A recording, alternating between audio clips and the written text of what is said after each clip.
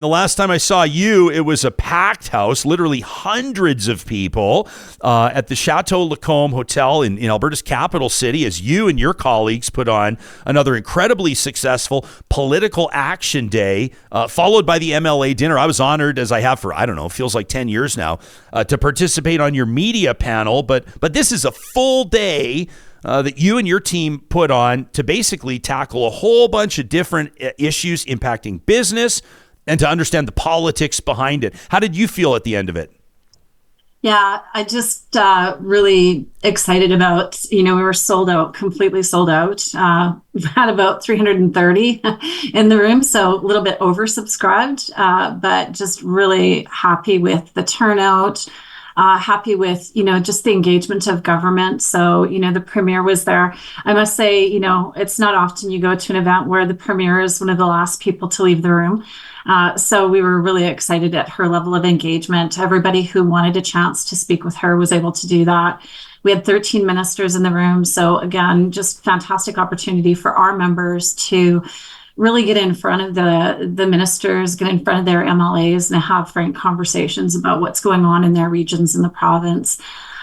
We were able to host 4 of the NDP leadership candidates for lunch to just share their platforms with our members and with the business community at large. So that was, again, just an added bonus for those who participated in the day, just to see, what that candidate race looks like and what they are really talking about in terms of where they want to take that party in the next iteration and as the next leader.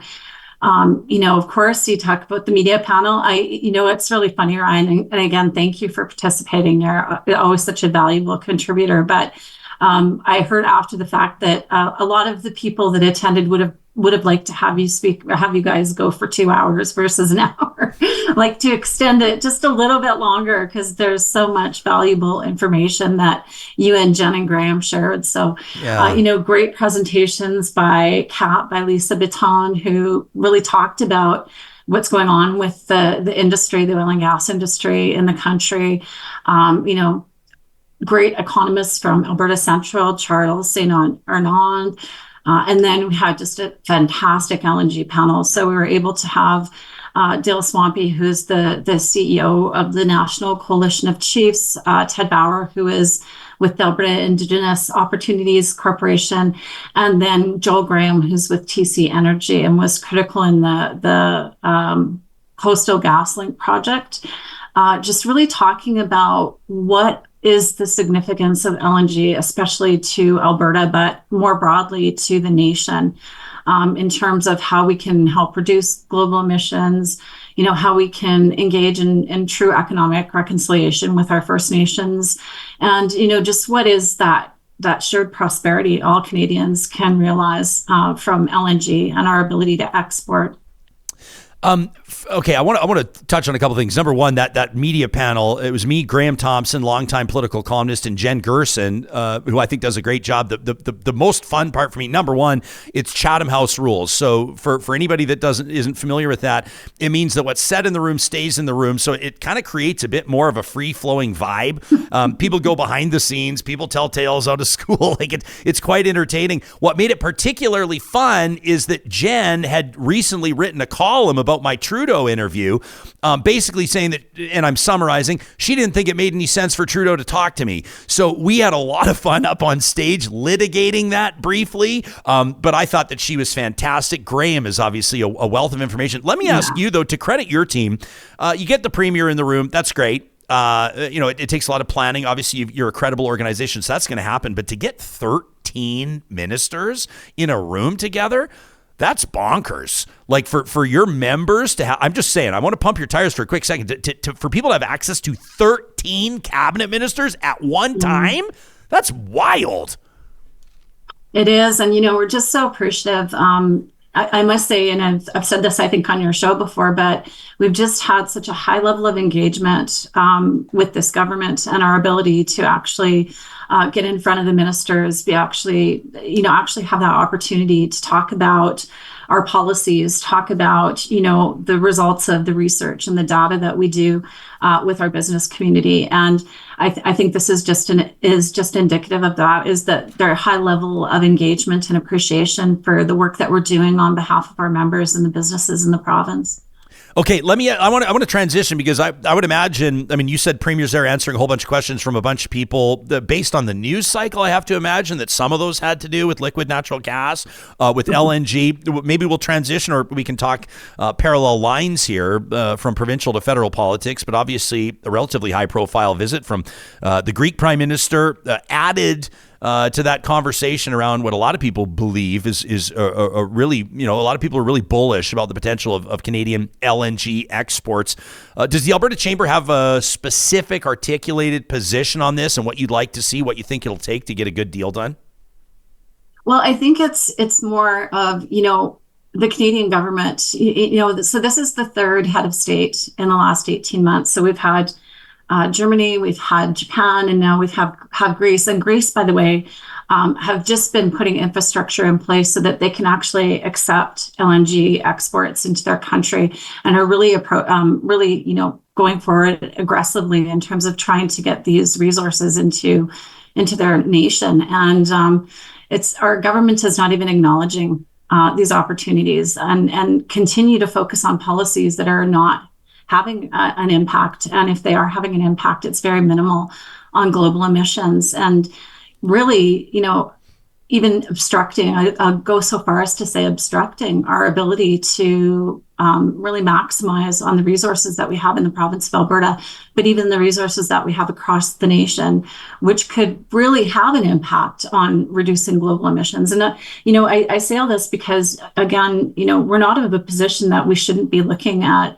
these net zero policies, looking at a trajectory and timeline that works for the industry itself, but just these incredible opportunities that are knocking on our door as a nation, and are just being turned away with really limited consultation with our business community, limited consultation with the First Nations communities that have vested in inputs into these, vested investments and stakes into what could be very prosperous for their communities as well. So I guess I'm just, it's just interesting to me that we can just outright say no without consulting with those stakeholders that actually could support having a real impact on global emissions. I just read to Charles Adler an email from a viewer named Ron, who was talking about the carbon tax increase on April 1st and also Alberta's fuel rebates expiring at the same time. There's implications for people's pocketbooks. There's implications for people that are advocating for climate action. What are the implications for Alberta's business community? Well, just, the same as they are to anybody who needs fuel in order to power their vehicles, power their fleets, power their buildings. It's just as businesses, they're impacted just as individuals are, with those prices going up and all the inflationary pressures that we're seeing for all inputs as a result of that. Whether it's logistically to get the goods that you need, whether it's just powering your own vehicles, like I said, your own fleets. It runs the gamut and really impacts all aspects of business. There's obviously a pretty high profile tweet from the federal environment minister, Stephen Guilbeault, citing Danielle Smith, which we played earlier in the show. It's drawing more and more attention, obviously, to that rivalry. I don't think I would say perceived. I mean, I think the two of them obviously don't see eye to eye.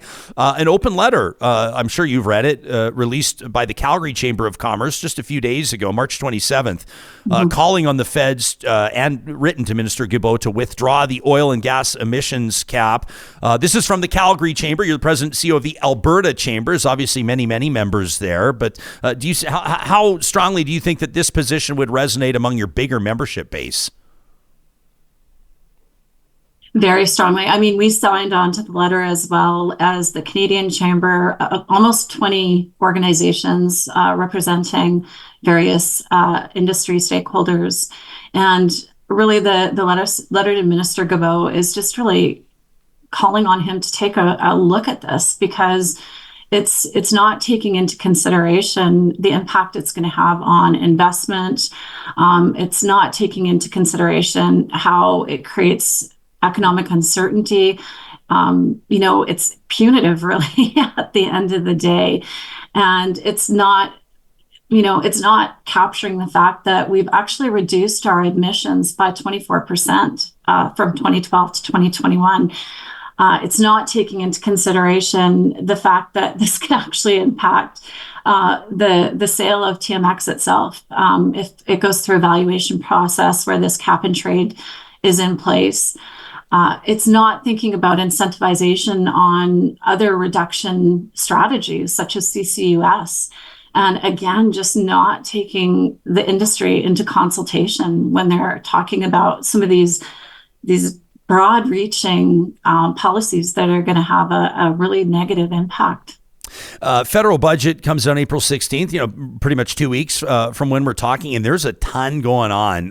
Shauna, this is like, I'm envisioning like a movie scene with a snowball fight. There's a whole bunch of snowballs coming at you right now, although weird metaphor because you and I aren't fighting, but still, I want you to just pick and choose. Let me say this. You and I are walking up to the buffet table together, okay? Because I've got a whole list of bullet points here, changes to the temporary foreign worker program, which I have to assume will impact many of your members. And I know it's not limited to ag, but I know that my friends that work in agriculture, this is big for them, the temporary foreign worker program. There's unilateral changes being proposed to EI, to the employment insurance program. Obviously, Bill C-58, which would prevent the use of replacement workers in the event of labor strikes, like, for example, a work stoppage at the Port of Vancouver, which would impact the entire country. And then there's that national pharmacare program, which we're still, I think, at an entry level of understanding. The average Canadian priced out at approximately $40 billion over the next 3 years. So there you have it. There's the buffet table. What's the first one you want to sink the ladle into? What do you want to take on? Well, obviously, like you said, it's there's just so many things going on right now, and so many letters, quite honestly. So, first of all, pharmacare. I was on your show last month, and we had released a hot button survey into the market. And again, thank you for sharing that with your listeners and your viewers. So, hot button surveys for ACC, we have a data and research platform called Alberta Perspectives. And when we have things emerging that we really don't have policies or positions on, it's a great way for us to just get a really quick pulse of what our members and the business community at large is thinking. So we did a really quick, it was a week-long hot button survey. We had over 500 respondents to it. And when you look at the composition of who was responding, over 70% of those that responded nearly 70% were CEOs or the senior leader in their organization. And what we heard on National Pharmacare, and again, you got to think about the cost of this. So it's estimated in the first 3 years that this is going to cost $40 billion to our country. So just putting that context around it in terms of just the economics of it. But the majority of Alberta businesses also don't think that pharmacare would actually help them attract additional employees. They don't have any confidence. Over 70% don't have any confidence in the government to administer such a far-reaching program. And, it's more importantly, I think the indicator for me was that they really believe that the feds need to work with the province in terms of jurisdictional issues such as pharmacare and healthcare. So we were really happy to, be able to do that and actually get some data around it in terms of what is our province, what are our business communities and our members thinking. And then, so maybe I'll just go from the top of your list where you started. Yeah, you take it where you want. Yeah, so the changes to temporary foreign workers, that one is where they're looking to reduce from 30% to 20%. So just to give, again, some idea, there's approximately 20,000 TFWs in the province of Alberta working right now. And to your point, Ryan, almost 17,000 of those are working in the agri-food or agriculture sector. So just imagine the impact that that's going to have on our ability to provide food for ourselves in the world. Really, really watching that one closely and have a lot of stake there in terms of supporting our ag members. The EI changes. So this one is, again, there's been a commission in place for 80 years that has administered this program.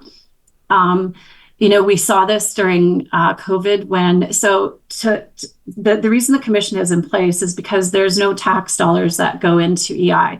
It's completely funded by employers and employees, and employers at 1.4 times the employees' contributions. But yet the government is, putting policy in place that actually circumvents the commission's, the commission's ability to administer that in good faith. And so this happened during COVID with the CERB payments that went out. So billions of dollars in reserve was drained from EI during that program.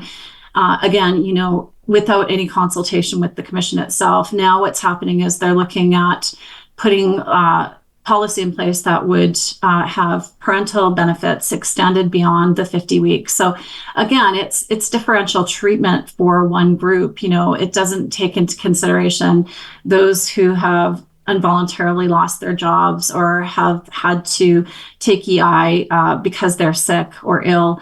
And so it's really about just unilaterally creating policy that actually doesn't align with the program itself. So that's really where we're, Nancy Healy, who's the Commissioner for Employers, has written to Minister Boissneau on that. And we're looking to hear some sort of response to, how they're planning on implementing that. Bill C-58, which is replacement workers. This is one that we wrote a letter on. So I'm not sure if the links are going in or if anybody can get those through this. But, Shauna, let me I'll let everybody know that we're going to put, you're mentioning a ton obviously there's a ton of resources through the Alberta Chamber. So we'll put a whole bunch of links into the show notes on the podcast and YouTube episode so people can follow up and do more reading on it. Perfect. Yeah. So that's fantastic. I really appreciate that, Ryan. And so Bill C-58, again, replacement workers for federally regulated industries. So Port of Vancouver last year, for instance. So last year, just to put things in context, we lost more hours due to strikes than COVID. So just keep that in mind that, that's what we're looking at. That's what is at stake here. The other thing with Bill C-58 too is that it takes away that bargaining in good faith versus striking because it kind of gives the union an upper hand. And so again, just really, really watching that one. As I said, just wrote a letter to the minister, and we're looking to just have some conversation about that and the impact that that's going to have on those industries. Can we, I don't want to be all bad news bears when we talk. Obviously, there's reason for optimism. There's lots of really good things going on right now. But the fact of the matter is that if you stack up Canada's productivity and GDP growth against other advanced economies, how do I phrase this? There's room for improvement. Which is what some of my teachers used to say to me. Can you give us a pretty clear understanding of how Canada is stacking up right now against, big economies? We like to talk about, G7 economy. We like to talk about Canada as an innovator and a global leader in some of the fields and obviously, areas that we're very proud of. Where's Canada standing right now? What's one thing that you think needs to happen for Canada to continue to realize its true potential and benefit all Canadians for that matter? Yeah, so, it's just has to be said, we're among the lowest in advanced countries and advanced economies in terms of GDP. And I mean, you can talk to great minds, great economists, and it boils down to productivity. It's a productivity issue. And we really think a lot of that has to do with some of these policies. I mean, what has to happen is we need to just take a step back, slow down, and really start consulting the industries, consulting the business community, consulting the individuals, so that as a country, we can move forward together and do things that will greatly enhance quality of life in our country, such as, being able to export LNG, just as we talked about. That's just one example. But all of these other policy and priorities, the consultation process is an amazing thing, because we can actually dive into, okay, if we're just talking about emissions, for instance, we're all in the business community, and our members are all 100% behind, environmental policy that's, going to impact generations going forward. We all want to have that for our communities, for our country.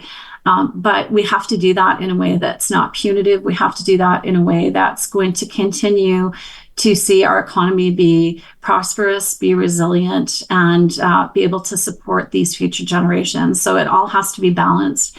And that can only happen when we're listening to those people who are in those industries, are in the trenches, and actually understand what's going on, and understand what are the new technologies, what are the new ways that we can be looking at our industries and increasing that productivity piece, because bottom line, that's where our challenge is in Canada. Okay. The Alberta Chambers, obviously representing me, you talk about you get CEOs and business leaders contributing to your surveys and participating in the process, but you're also looking out for those that are the leaders of tomorrow, for the people that are looking to get started. Talk to us about, your welcome on behalf of the ACC to the future of hiring and recruitment, and what your team is doing for job fairs, hiring fairs. We've talked a lot, you and I, about talent development. This is going to catch the attention of some people that are just looking for an opportunity to get their foot in the door. Absolutely. So we're really excited right now. We have a project going on across the province where we're looking to engage underrepresented communities into the workforce. So really excited that we launched that program. We had 9 job fairs in March. We had over 4,000 job seekers and over 240 employers. And so we're just really excited about the momentum of that. There's another 7 of those scheduled for April. So I would just, anybody who's looking for employees, anybody who, may be in some of these communities that are underrepresented in our workforce, please check out, the Alberta Chamber website and just look at hiring opportunities. Again, the Talent Development Task Force, we've talked about that a lot, and we did a fantastic panel on that a few months ago. But right now, there's really great opportunities for employers who are looking to engage students with my tax funding. So I would just encourage you to go to our Talent Development Task Force and take a look at those funding opportunities if you are looking to engage a student either at a university, high school, or out of the university, specifically. Please take advantage of that funding. It's there, and it's really easy. It's just a click away. And then finally, just right now, we have our hiring intentions survey in the market. So again, our Alberta Perspectives platform, we would love to hear, what the needs are of your businesses around skills and labor, so that we can share that information and that data out as well. So that survey is in the market now. It closes on April 12th. So I think that's it. All right. A lot of stuff around talent. There's so much. Always. It's one of our key pillars. I feel like when you're coming on and we're like, she's got her eye on Alberta business, I'm like, I got to watch this twice to wrap my mind around all the information that's being presented, because it's great and it gives people an understanding of where Alberta's business community is at, the people driving the economy, the resource. I mean, if we want to direct people to one place, the Alberta Chambers of Commerce website, abchamber.ca, but we'll link to a lot of the individual stuff that you and I talked about, including, of course, you've got your quarterly skills and labor market survey, which is open. We'll have the link to that in the show notes. It's open till April 12th. So people have a week and a bit to get that completed. excited. And you and I, hey, I'll give a quick tease to the audience. I've reached out. Who's going to do that? Spoiler alert. Well, you go ahead. Are we going to talk about our roundtable? It's not put together yet, so we don't want to get too far ahead of ourselves. But we want to explore different opportunities and economic realities, and so we're going to put together a fulsome discussion on LNG. Yeah. And start kind of at the basics and then work our way into the more nuanced stuff and talk about the future and the potential of it. And maybe on the flip side, the reality of if there's no progress made on it. And so that'll be coming up on a future episode of Real Talk, and we'll let everybody know by way of our social media channels.